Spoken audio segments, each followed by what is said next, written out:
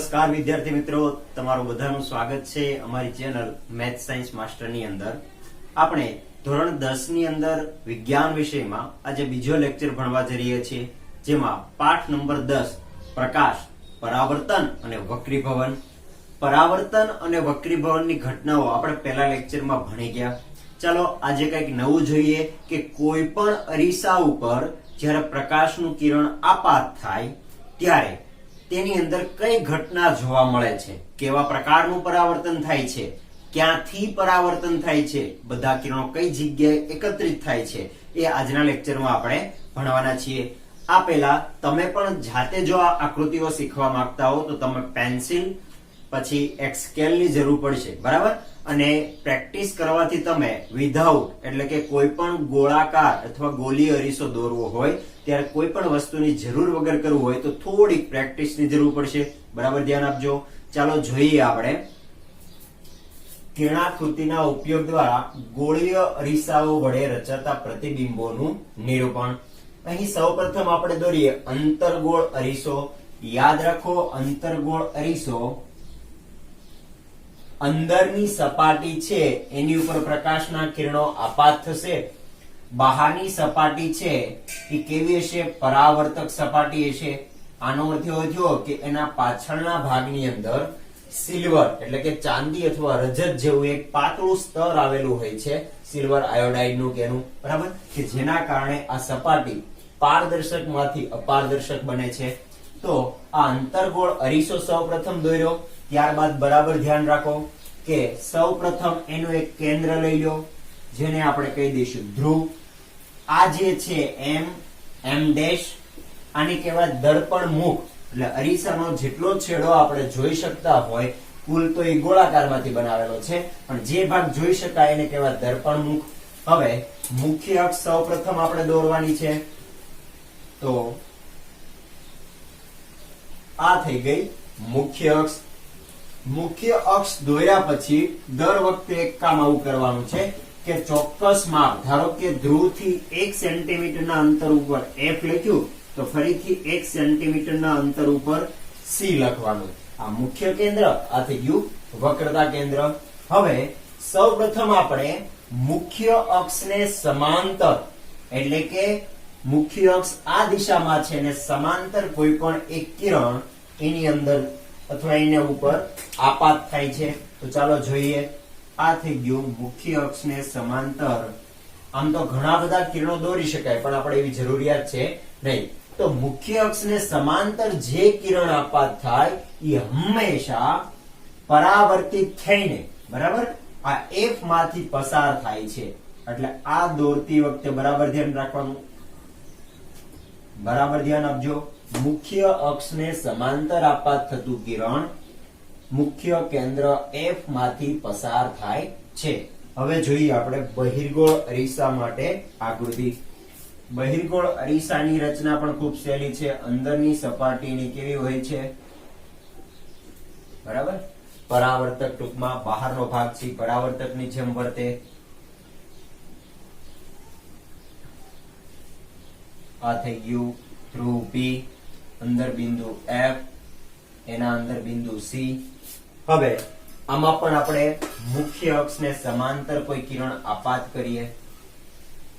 બરાબર ધ્યાન આપજો. મુખ્ય અક્ષને સમાંતર આપાત કર્યું. હવે આ સપાટી અપારદર્શક હોવાને કારણે આની અંદરના ભાગમાં પ્રકાશનું કિરણ જઈ શકવાનું નથી, પણ એની દિશામાં જતું હોય, બરાબર, એવો આભાસ થાય છે. એટલે આ કિરણ અહીંથી પરાવર્તિત થઈને પાછું જતું રહેશે, પણ એની મૂળભૂત દિશા જુઓ તમે, મુખ્ય કેન્દ્ર F તરફ હોય આવું જોવા મળે છે. ચાલો આવા બંને અરીસાનો ઉપયોગ કરીને આપણે કઈ જગ્યાએ ખાસ કરીને આનો ઉપયોગ કરતા હોય કે એક જ જગ્યા ઉપર બધા કિરણોને કેન્દ્રિત કરવા, બરાબર? આની અંદર પણ એક સાથે અનંત કિરણો હોય તો એક જગ્યાએ કેન્દ્રિત ક્યારે કરીએ છીએ? તો યાદ કરો, આપણે સૂર્ય કુકર જે પર્વલય આકારનું છે એની સપાટી પર્વલય વાળો જે ગોળાકાર ભાગ છે એની અંદર તમામ પ્રકારના કિરણો ચારે બધા એકી સાથે પડે છે અને એક જગ્યાએ કેન્દ્રિત થાય. જ્યાં કેન્દ્રિત થાય ત્યાં આપણે શું મૂકેલું હોય છે? રસોઈ બનાવવા માટે રસોઈ મૂકેલી હોય છે. તો આ થઈ ગયું પહેલી કિરણાકૃતિ કે જેમાં મુખ્ય અક્ષને સમાંતર આપાત થતું કિરણ મુખ્ય કેન્દ્ર F માંથી પસાર થાય છે. હવે આપણે જોઈએ બીજી કિરણાકૃતિ. બીજી કિરણાકૃતિ આપણે જોઈએ. બરાબર ધ્યાન આપો. વક્રતા કેન્દ્ર C માંથી કોઈ કિરણ આપાત થતું હોય, ઉદાહરણ તરીકે આ મુખ્ય અક્ષ વાળું જ કિરણ જોઈએ તો એની એ જ દિશામાં એ પરત ફરે છે. બરાબર, પણ થોડુંક વધારે સારી રીતે સમજવા આપણે એક કિરણ લઈએ કે C માંથી પસાર થતું હોય. આ કિરણ પરાવર્તિત થઈને C ની દિશામાં જ પાછું ફરે છે. અંતર્ગોળ અરીસો હોય કે બહિર્ગોળ અરીસો, બંને માટે આ જ નિયમ લાગુ પડે છે. અહીંયા આપણે જોઈએ C ની દિશામાં કોઈ કિરણ આપાત કરીએ, બરાબર, અંદરના ભાગમાં તો જઈ શકતું નથી, એટલે આ દિશામાં આપાત થયું, પરાવર્તિત થઈને C ની દિશામાં પાછું ફરે છે. આ થઈ ગઈ બીજી કિરણાકૃતિ. ત્રીજાની અંદર ધ્યાન રાખો, આનું રિવર્સ આપેલું છે. આની અંદર શું થતું હતું? મુખ્ય અક્ષને સમાંતર આપાત થાય અને F માંથી પસાર થાય. આ બરાબર યાદ રાખજો, મુખ્ય અક્ષને સમાંતર જે આપાત થાય હંમેશા F માંથી પસાર થાય. આનાથી ઉલટું વિચારીએ તો કે F માંથી આપાત થયું તો મુખ્ય અક્ષને સમાંતર થાય. એ આ થઈ ગઈ ત્રીજી આકૃતિ. આ આપણે જોઈએ મુખ્ય અક્ષને સમાંતર, મુખ્ય કેન્દ્ર F માંથી કોઈ કિરણ પસાર થાય છે તો એ થઈ જાય છે મુખ્ય અક્ષને સમાંતર. F માંથી પસાર થતું કિરણ મુખ્ય અક્ષને સમાંતર પરાવર્તિત થઈને પાછું મળે છે. અહીંયા પણ એ જ નિયમ. F ની દિશામાં ધારો કે કોઈ કિરણ આપાત કરવામાં આવે છે તો એ પરાવર્તિત થઈને મુખ્ય અક્ષને સમાંતર બને છે. તો વિદ્યાર્થી મિત્રો, તમે મુખ્યત્વે આ ત્રણ આકૃતિ જો યાદ રાખો તો અંતર્ગોળ અરીસા વડે મળતી કિરણાકૃતિઓ અને બહિર્ગોળ અરીસા વડે મળતી કિરણાકૃતિઓ ખૂબ આસાનીથી સમજી શકશો. તો ચાલો જોઈએ અંતર્ગોળ અરીસા વડે રચાતા પ્રતિબિંબો, કે જેની અંદર પ્રયોગ સાથે પણ આપણે ભણીએ કે એનો પ્રતિબિંબ ત્યાં જ શું કામ મળે છે. ચાલો જોઈએ અંતર્ગોળ અરીસા વડે રચાતા પ્રતિબિંબોની કિરણાકૃતિ.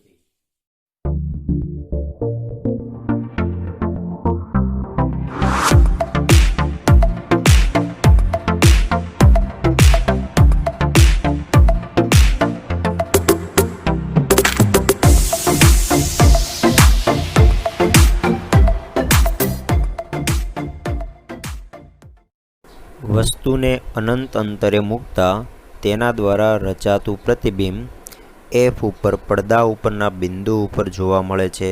જે તમે જોઈ શકો છો કે અનંત અંતરે રહેલી વસ્તુનું પ્રતિબિંબ પડદા ઉપર એક નાના ટપકા સ્વરૂપે ઉલટું અને બિંદુવત સ્વરૂપે જોવા મળે છે. હવે વસ્તુને C થી થોડેક દૂર મૂકતા વસ્તુનું પ્રતિબિંબ F અને C ની વચ્ચે મૂકેલા પડદા ઉપર જોવા મળે છે, જે વસ્તુ કરતાં સહેજ નાનું છે, ઉલટું છે અને વાસ્તવિક પ્રતિબિંબ છે. હવે વસ્તુને C ઉપર મૂકતા મળતું પ્રતિબિંબ પડદા પર C ઉપર જ જોવા મળે છે. એટલે કે વસ્તુનું સ્થાન અને પ્રતિબિંબનું સ્થાન બંને એક જ જગ્યાએ. વસ્તુનું અને પ્રતિબિંબ બંનેનું પરિમાણ પણ એક સરખું તમે જોઈ શકો છો. એટલે કે વસ્તુ વાસ્તવિક અને ઉલટું પ્રતિબિંબ મળે છે EC પર જ તે. હવે વસ્તુને આપણે F અને C ની વચ્ચે મૂકીએ છીએ તો જુઓ પ્રતિબિંબ પડદા ઉપર C થી થોડીક દૂર મૂકેલા પડદા ઉપર જોવા મળે છે, જે વાસ્તવિક, ઉલટું અને વસ્તુ કરતાં ખૂબ જ મોટા પ્રકારનું પ્રતિબિંબ તમે પડદા ઉપર ઝીલેલું જોવા મળે છે. હવે વસ્તુને વધુ નજીક લઈ જઈને F ઉપર મૂકવામાં આવે તો મળતું પ્રતિબિંબ આપણે પડદાને ખૂબ જ દૂર લઈ જવો પડે છે. એટલે કમ્પેરિઝનમાં એવું કહી શકાય કે પ્રતિબિંબ આપણને અનંત અંતરે વાસ્તવિક અને ઉલટું અને વસ્તુ કરતાં ખૂબ જ મોટું આપણને જોવા મળે છે. તમે જોઈ શકો છો આકૃતિની અંદર. હવે છેલ્લા ભાગની અંદર વસ્તુને P અને F ની વચ્ચે મૂકવામાં આવે તો આપણને પ્રતિબિંબ જો દૂર સુધી પડદા ઉપર પણ આપણને જોવા મળતું નથી. એટલા માટે પ્રતિબિંબ વાસ્તવિક મળતું નથી. એટલે અરીસાની અંદર જોતા આપણને આભાસી, ચત્તું અને વસ્તુ કરતાં મોટું પ્રતિબિંબ અરીસાની પાછળના ભાગમાં મળતું હોય તેવું જોવા મળે છે. આ થઈ ગઈ આકૃતિઓ 5x5. તો હવે વિદ્યાર્થી મિત્રો, અંતર્ગોળ અરીસા દ્વારા રચાતા પ્રતિબિંબોની કિરણાકૃતિ આપણે જાતે દોરવાની થાય છે. એટલે પ્રયોગ તો સમજ્યા, પણ હવે જાતે દોરતી વખતે કઈ કઈ બાબતોનું ધ્યાન રાખવું એ અહીં સમજીએ. સૌપ્રથમ અંતર્ગોળ અરીસો તમે દોરી નાખો, ત્યારબાદ એનું વચ્ચેનું મધ્ય બિંદુ જેને આપણે ધ્રુવ P વડે દર્શાવીએ છીએ એમાંથી મુખ્ય અક્ષ દોરો. તેમાં સમાન અંતરે F અને C લખો. ધારો કે 1 સેન્ટીમીટર આ લીધું હોય તો 1 સેન્ટીમીટર પછી C, કારણ કે વક્રતા કેન્દ્ર એ મુખ્ય કેન્દ્ર કરતા ડબલ અંતરે આવેલું હોય છે. બરાબર, ધ્યાન આપો. હવે વસ્તુ આપણે પહેલા કેસની અંદર અનંત અંતરે છે. ઉદાહરણ તરીકે આપણે સૂર્ય છે આપણાથી એટલો બધો દૂર છે કે એને અનંત અંતર તરીકે લઈ શકાય. તો અનંત અંતરેથી આવતા કિરણો, બરાબર, અહીં હું બે કિરણો દોરીશ. એક કિરણ અહીં, મુખ્ય અક્ષને સમાંતર આપાત થાય છે. આ બંને કિરણો પરાવર્તિત થઈને કોઈ ચોક્કસ જગ્યા ઉપર ભેગા થાય. તમને ખ્યાલ છે કે મુખ્ય અક્ષને સમાંતર આપાત થતા કિરણો હંમેશા F માંથી પસાર થતા હોય છે. એટલે આ થઈ ગયું પરાવર્તિત કિરણ, આ થઈ ગયું બીજું પરાવર્તિત કિરણ. પ્રતિબિંબ આપણને ક્યાં મળ્યું? બરાબર ધ્યાન આપો. F ઉપર પ્રતિબિંબ મળે છે. તો આના ઉપરથી આ F ઉપર જે પ્રતિબિંબ મળે છે એ એકદમ ટપકા સ્વરૂપે છે. બરાબર, તમે અરીસા વડે જ્યારે પણ નાનું અમથું ચાંદડું પાડો છો ને સૂર્યમાંથી, ત્યારે એ ચાંદડું હકીકતની અંદર એ સૂર્યનું પ્રતિબિંબ જ છે. અને ખાસ કરીને ગ્રહણની પરિસ્થિતિ હોય ત્યારે તમે ગ્રહણ વખતે સૂર્ય જેમ અધૂરો થઈ જાય એવી રીતે ઈ ચાંદડું પણ અધૂરું થઈ ગયેલું તમને જોવા મળશે. એટલે એનો અર્થ સ્પષ્ટ થઈ ગયો કે અનંત અંતરે રહેલી વસ્તુ એટલે કે સૂર્ય, એમાંથી તમે જે ચાંદડું પાડ્યું એટલે કે F ઉપરથી ભેગા થતા કિરણો એ સૂર્યનું પ્રતિબિંબ છે. તો વસ્તુનું સ્થાન અનંત અંતરે, પ્રતિબિંબનું સ્થાન F ઉપર. પછી જો હકીકતમાં જ્યારે કિરણો આવા ભેગા થતા હોય તેને કહેવાય વાસ્તવિક પ્રતિબિંબ. બરાબર, વાસ્તવિક અને ઉલટું. અને કેવડું છે તો કે સૂર્યની કમ્પેરિઝનમાં એકદમ બિંદુવત છે. એટલે કે આપણે કહીશું પ્રતિબિંબનું પરિમાણ બિંદુવત. બીજી કન્ડિશનની અંદર વિચારીએ કે હવે વસ્તુને થોડીક નજીક લઈ આવીએ. નજીક એટલે લગભગ આપણે જોઈએ અહીંયા કે C થી થોડેક દૂર આપણે એક વસ્તુ મૂકી, એને નામ આપી દઉં છું A અને B. આ A અને B વસ્તુમાંથી હંમેશા આપણે, બરાબર ધ્યાન રાખજો, બે જ કિરણો પસાર કરવાના છે. તો પહેલું કિરણ આપણે પસાર કરીએ, એની ટોચ ઉપરથી પસાર થઈને કિરણ જાય છે મુખ્ય અક્ષને સમાંતર. આ કિરણની આકૃતિ તમને ખબર છે કે દર વખતે F માંથી પસાર થાય. બીજું કિરણ હંમેશા પસાર કરવાનું નીચેના ભાગમાં નજીકના કેન્દ્રમાંથી. યાદ રાખજો, નજીકનું કેન્દ્ર એનું થાય છે C. એટલે અહીં C માંથી પસાર થાય છે આ કિરણ. તમને ખ્યાલ છે કે C માંથી પસાર થતું કિરણ પરાવર્તિત થઈને એની એ જ દિશામાં આગળ વધતું હોય છે. તો હવે હું દોરું છું એનું પરાવર્તન. તો મુખ્ય અક્ષને સમાંતર આપાત થયું, એનું પરાવર્તન કઈક આવી રીતે થશે. અને આનું પરાવર્તન આની આ જ દિશામાં થાય છે. એટલે દોરતો નથી, પણ આ પ્રતિબિંબ કઈ જગ્યાએ, આ બે કિરણાકૃતિ કઈ જગ્યાએ ભેગી થાય છે? જ્યાં ભેગી થાય એ મળ્યું આપણું AB નું પ્રતિબિંબ. તો B ની જગ્યાએ હું લખી દઉં B', એની જગ્યાએ લખી દઉં A'. તો બરાબર ધ્યાન આપો, વસ્તુનું સ્થાન C થી દૂર, પ્રતિબિંબનું સ્થાન, પ્રતિબિંબ ક્યાં મળ્યું? C અને F ની વચ્ચે. વાસ્તવિક અને ઉલટું, વસ્તુ કરતા કેવું છે? નાનું મળે છે. હવે આપણે ત્રીજી કિરણાકૃતિ જોઈએ. આની અંદર પણ સૌપ્રથમ આપણે દર્શાવી દઈએ C અને F સમાન અંતરે દોરવાના છે. હવે વસ્તુ આપણે નજીક લેતા ગયા એટલે કે હવે વસ્તુને લાવી દીધી C ઉપર મૂકી છે. બરાબર, ત્યાં આપણે A અને B કિરણો. હવે આપણે કિરણ પસાર કરીએ. પહેલું મુખ્ય અક્ષને સમાંતર. બીજો નિયમ, નજીકના કેન્દ્રમાંથી પસાર કરવું. હવે ઓલરેડી નજીકના કેન્દ્ર ઉપર એટલે એક કેન્દ્ર ઉપર તો છે જ તે, તો ઈ કેન્દ્રમાંથી તો પસાર થઈ શકે નહીં. એટલે બીજું નજીકનું કેન્દ્ર કયું છે તો કે F. એટલે બીજું કિરણ પસાર કરીશું આપણે F માંથી. બરાબર, તો આ થઈ ગઈ બે કિરણો એમાંથી પસાર થયા. હવે પરાવર્તન થાય એ પણ આપણે લખવું પડે. આ કિરણ પસાર થઈને ક્યાં આવશે? F માંથી પસાર થશે. એટલે હું એ ડ્રો કરું છું.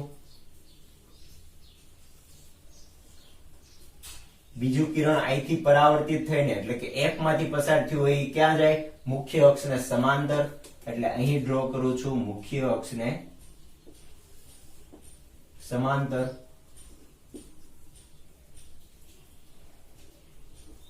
થોડું ગોઠવણ કરવી પડે ક્યારેક. બરાબર, એટલે આ પ્રતિબિંબ ક્યાં મળ્યું? બરાબર, જો B' A'. તો કે વસ્તુનું સ્થાન C ઉપર રાખવામાં આવે તો પ્રતિબિંબ પણ C ઉપર મળે છે. પછી પ્રતિબિંબ જો વાસ્તવિક છે અને ઉલટું, વાસ્તવિક અને ઉલટું છે. વસ્તુના કદ જેવડું છે. બરાબર, એટલે બરાબર ધ્યાન રાખજો કે વસ્તુ જેવડું જ પ્રતિબિંબ ક્યારે મળે? જ્યારે વસ્તુને C ઉપર મૂકવામાં આવે. બરાબર, વાસ્તવિક અને ઉલટું, વસ્તુ જેવડું. હવે ચોથી કિરણાકૃતિની અંદર જોઈએ. સૌપ્રથમ આપણે દોરી દઈએ F C. હવે જો વસ્તુને ધીરે ધીરે કરતા અનંત અંતરેથી C થી દૂર લાવ્યા, ત્યારબાદ C ઉપર લાવ્યા. હવે તમને ખ્યાલ આવી ગયો છે કે C અને F ની વચ્ચે આપણે વસ્તુને મૂકીશું. એટલે આ થઈ ગઈ આપણી વસ્તુ C અને F ની વચ્ચે. નામ આપી દઉં A B. આમાંથી બે કિરણો પસાર કરવાના છે. તો પહેલું કિરણ મુખ્ય અક્ષને સમાંતર આપાત કર્યું. બીજું કિરણ નજીકના કેન્દ્રમાંથી પસાર કરો. તમે C માંથી પણ પસાર કરી શકો, F માંથી પણ પસાર કરી શકો. બરાબર, આપણે અહીં C માંથી બનાવવાની ટ્રાય કરીએ કે આ કિરણ C માંથી પસાર થાય છે, C ની દિશામાં. બરાબર, C ની દિશામાં જે થતું હોય કિરણ એની એ જ દિશામાં પરાવર્તિત થઈને જશે. બરાબર, એટલે ઈ દિશામાં પરાવર્તિત થયું. બીજું કિરણ આપણે મુખ્ય અક્ષને સમાંતર આપાત થયું તે F માંથી પસાર કરવાનું છે. એટલે આ થઈ ગયું F માંથી કિરણ પસાર થયું. આ કિરણોને આગળ જતા જોડવા પ્રયત્ન કરીએ તો અહીં ક્યાંક જોડાતા હોય એવું જોવા મળે છે. જ્યાં પ્રતિબિંબ જોડાય, કિરણો જોડાય ત્યાં પ્રતિબિંબને નામ આપી દઈએ A' B'. તો જો વસ્તુનું સ્થાન C અને F ની વચ્ચે, પ્રતિબિંબનું સ્થાન C થી થોડે દૂર. તો આ જો તો C થી થોડે દૂર આ આકૃતિ માટે C અને F ની વચ્ચે મેળવ્યું હતું. અહીં C અને F ની વચ્ચે વસ્તુ મૂકે તો પ્રતિબિંબ C થી થોડે દૂર મળે છે. તો આ સાથે આ આકૃતિ તમે ફ્રીમાં ગણી શકો. બરાબર, તો આ થઈ ગયું પ્રતિબિંબનું સ્થાન. પ્રતિબિંબનું વાસ્તવિક છે અને ઉલટું છે. પ્લસ વસ્તુ કરતા તો જો ઘણું બધું મોટું મળે છે. તો જેમ જેમ આપણે અરીસાની નજીક જતા જઈએ, ખાસ કરીને આ અરીસો તમારા ઘરે ન હોય કદાચ, બરાબર, તો તમારા ઘરમાં એવા વાસણ, ઉદાહરણ તરીકે ચમચીનો ખાડાવાળો ભાગ તમારા મોઢાની સામે રાખો, તો ખાડાવાળો ભાગ છે અંતર્ગોળ અરીસા તરીકે વર્તે. અને જેમ ચમચીને તમે નજીક લેતા જશો એમ તમારો ચહેરો મોટો થતો દેખાશે, કારણ કે આ અંતર્ગોળ અરીસા માટે. બરાબર, આવા પ્રકારની આકૃતિઓ જોવા મળે. હવે પાંચમી આકૃતિ જોઈએ આપણે. પહેલું કામ કર્યું આપણે F અને C દોરી દીધા. હવે વસ્તુને હજી નજીક લઈ જઈએ એટલે કે F ઉપર મૂકી દઈએ.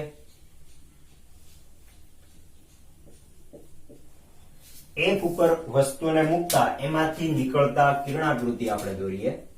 તો પહેલું થઈ ગયું મુખ્ય અક્ષને સમાંતર પરાવર્તિત થઈને જાય છે F માંથી. બરાબર, બીજું કિરણ ક્યાંથી પસાર કરવાનું? નજીકના કેન્દ્રમાંથી. F ઉપર ઉભો છે એટલે નજીકનું કેન્દ્ર થશે C. તો C ની દિશાની અંદર, બરાબર, સૌપ્રથમ આ દિશામાં કિરણ આપાત થયું છે, પરાવર્તિત થઈને આ દિશામાં જાય છે. આ બંને કિરણો ખૂબ જ દૂર મળવાના છે. તો જો વસ્તુનું સ્થાન જ્યારે F ઉપર હોય તો પ્રતિબિંબ ક્યાં મળશે? ખૂબ દૂર, એટલે કે આપણે કહીશું અનંત અંતરે. વાસ્તવિક અને ઉલટું મળવાનું છે. વસ્તુ કરતા તો ખૂબ જ મોટું મળવાનું છે. તમે અરીસાને એકદમ નજીક લાવો તો તમારું પ્રતિબિંબ તમે જોઈ પણ ન શકો એટલું મોટું જોવા મળે છે. હવે છેલ્લી કિરણાકૃતિની અંદર જો આ એફ સી ડ્રો કરી દીધો. હવે એફ થી પણ નજીક લેતા જઈએ એની માટે હું નામ આપી દઉં AB.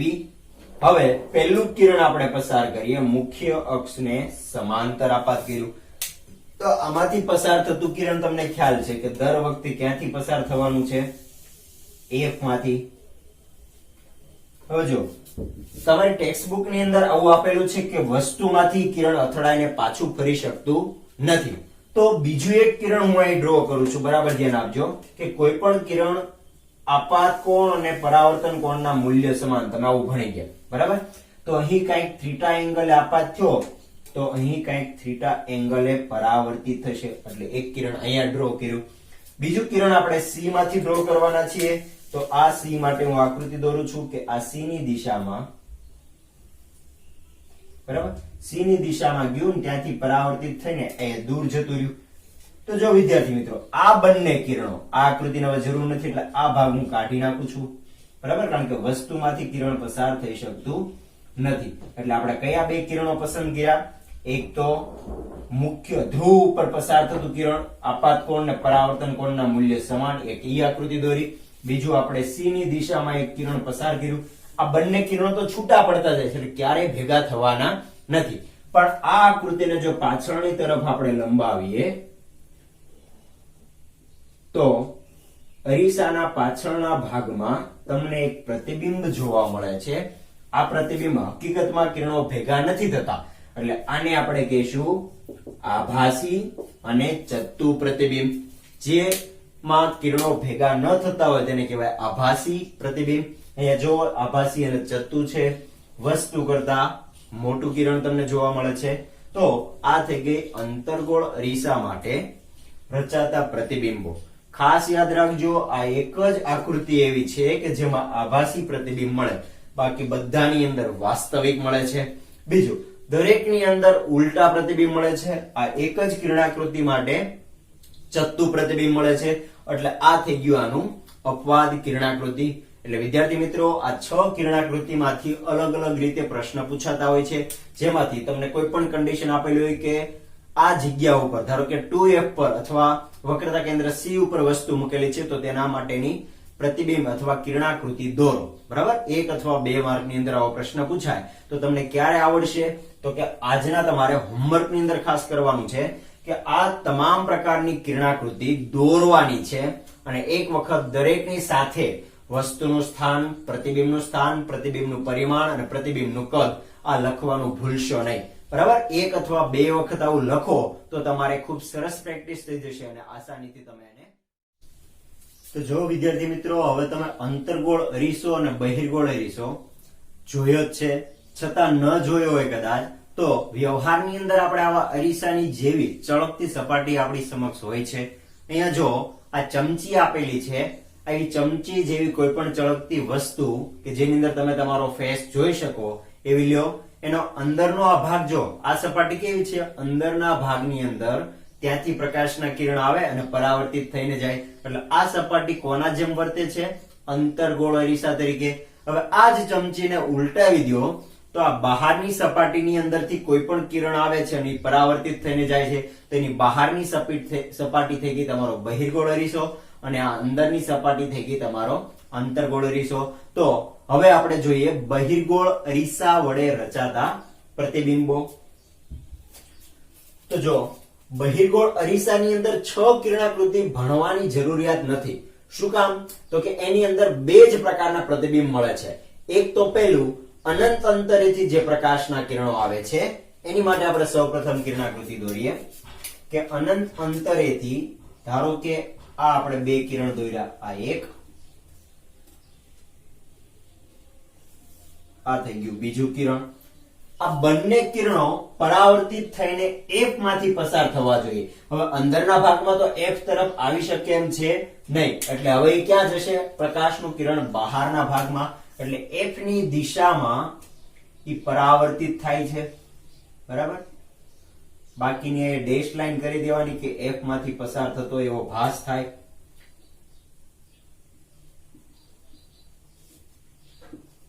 બરાબર. તો બંને આની માટે પ્રતિબિંબ ક્યાં મળશે? અનંત અંતરેથી આવતી વસ્તુ માટે પ્રતિબિંબ F તરફ મળતું હોય એવો આભાસ થાય છે.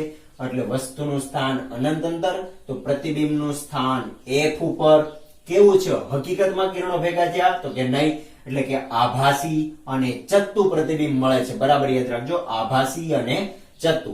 બીજી કન્ડિશન ની અંદર જો તમે આ જે અરીસો આપણે જે લઈએ છીએ એની અંદરના ભાગની અંદર વસ્તુને આપણે તમે કોઈ પણ જગ્યાએ રાખો, જેમ આ બાજુ F અને C છે, એમ હું આ બાજુ ધારો કે F અને C એવા બે ભાગ લીધા હોય, તો કોઈ પણ જગ્યાએ રાખી, એટલે C થી દૂરથી લઈને C ઉપર, C અને F ની વચ્ચે, F ઉપર, F અને P ની વચ્ચે કોઈ પણ જગ્યાએ વસ્તુને રાખવામાં આવે તો પ્રતિબિંબ હંમેશા ક્યાં મળે છે? ચાલો આપણે કિરણાકૃતિ વડે જોઈએ. અહીં હું C અને F ની વચ્ચે ધારો કે કોઈ વસ્તુને મૂકું છું, સોરી C થી થોડાક દૂર મૂકું, એટલે C માંથી આપણે પ્રકાશનું કિરણ આસાનીથી આપાત કરી શકીએ. ત્યાંથી આ કિરણ અહીંથી પસાર થઈને મુખ્ય અક્ષને સમાંતર જાય છે. બરાબર, આની હવે જરૂરિયાત નથી, આપણે ખાલી કોઈ પણ દર્શાવવા માટે લીધું હતું. બીજું કિરણ C ની દિશામાં પસાર થાય છે, એટલે C જે દિશામાં છે ત્યાંથી હું ડોટ લાઈન ડ્રો કરું છું.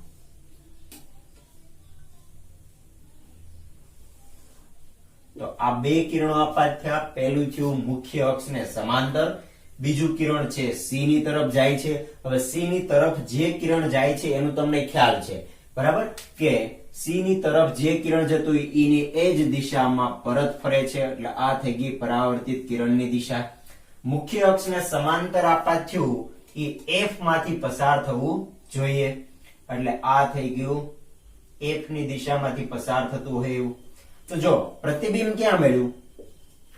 હકીકતની અંદર આ બંને કિરણો આ છૂટું પડે ને આ દિશામાં જતું રહ્યું, આ કિરણ આ દિશામાં જતું રહ્યું, બંને કોઈ દિવસ ભેગા થવાના નથી. પણ એના પાછળના ભાગમાં, લંબાવેલા ભાગમાં તમે જો તો P અને F ની વચ્ચે અહીંયા કઈક બંને કિરણો ભેગા થતા હોય એવો આભાસ થાય છે. A ડેશ B ડેશ, એટલે વસ્તુનું સ્થાન C અને F ની વચ્ચે અથવા C અને P ની વચ્ચે ગમે ત્યાં, બરાબર, કોઈ પણ જગ્યાએ મૂકવામાં આવે તો પ્રતિબિંબ ક્યાં મળે છે? હંમેશા P અને F ની વચ્ચેના ભાગમાં મળે છે. P અને F ની વચ્ચેના ભાગમાં આભાસી, ચત્તુ, વસ્તુ કરતા ખૂબ જ નાનું. હવે બરાબર ધ્યાન આપો કે આવા અરીસાનો ઉપયોગ ક્યાં આપણે કરીએ છીએ? તો જો આ અરીસાનો ઉપયોગ ખાસ કરીને કોઈ પણ 4-વ્હીલર અથવા 2-વ્હીલર ગાડી છે એના સાઈડ ગ્લાસની અંદર, એટલે સાઈડ મિરર તરીકે ઉપયોગ થાય છે. એની અંદર વસ્તુ ગમે તેટલી દૂર આવેલી હોય તો એ અરીસાની અંદર નાનકડી એની અંદર જોવા મળે છે. આ પણ તમે ઓબ્ઝર્વ કરેલું હશે. વસ્તુ કરતા પ્રતિબિંબ કેવું મળે? હંમેશા નાનું મળે. અને એની ઉપર ખાસ એક વાક્ય લખેલું હોય છે, બરાબર ધ્યાન આપો. Objects in the mirror are closer than the appear. એનો અર્થ થાય કે અરીસાની અંદર જે વસ્તુઓ બતાય છે એ જે બતાય છે એના કરતા વધુ નજીક છે, એટલે બરાબર જાળવણી પૂર્વક તમે વાહન ચલાવજો. તો વિદ્યાર્થી મિત્રો, આ થઈ ગયા અંતર્ગોળ અને બહિર્ગોળ અરીસા વડે રચાતા પ્રતિબિંબો. નેક્સ્ટ ટાઈમ આપણે આવીએ ત્યારે અરીસાનું સૂત્ર અને એની જે કાર્ટેજીય યામ પ્રણાલી પદ્ધતિ છે એ આપણે ભણીશું. ત્યાં સુધીમાં હોમવર્કમાં તમે કરવાનું ભૂલતા નહીં. અંતર્ગોળ અને બહિર્ગોળ અરીસા વડે રચાતા પ્રતિબિંબો ની કિરણાકૃતિ દોરવાની છે. એનું પ્રતિબિંબનું સ્થાન, પ્રતિબિંબનું કદ અને પરિમાણ લખીને લાવવાનું છે. Thank you.